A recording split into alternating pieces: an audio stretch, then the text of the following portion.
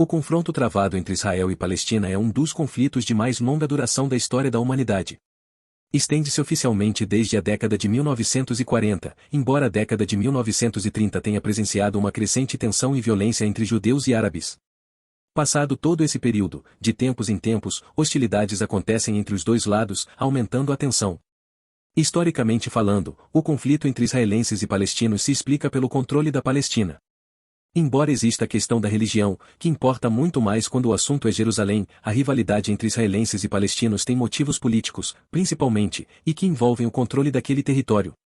Mais recentemente falando, muitos analistas apontam que o confronto atualmente envolve novos aspectos, os quais estão em torno da maneira violenta pela qual Israel trata a população palestina que reside seja em Israel, seja nos territórios palestinos da Cisjordânia e da faixa de Gaza. Assim, a população palestina luta para conseguir a sua autodeterminação, uma vez que o Estado da Palestina não existe, oficialmente falando, mas também para conquistar melhores condições de vida, pois alegam que Israel os mantém em condições degradantes, limitando o acesso da população a recursos básicos, como água, e sufocando a população de Gaza com um bloqueio econômico que se estende desde 2007, entre outros fatores.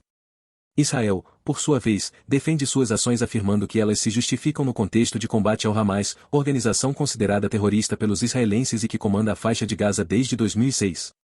Sendo assim, Israel afirma que seus ataques e todas as outras ações que são tomadas visam exclusivamente a prejudicar o Hamas. Israel ainda acusa o Hamas de usar a população civil da Palestina como escudo humano. Raízes históricas do conflito entre Israel e Palestina. O conflito entre Israel e Palestina tem como ponto de partida o final do século XIX, no momento em que foi criado o movimento sionista.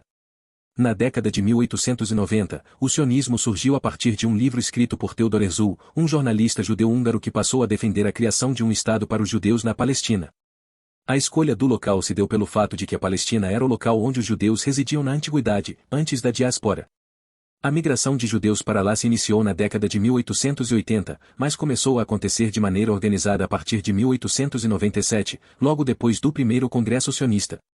Depois disso, a Organização Sionista Mundial começou a organizar a compra de terras na Palestina para que elas pudessem ser habitadas por judeus.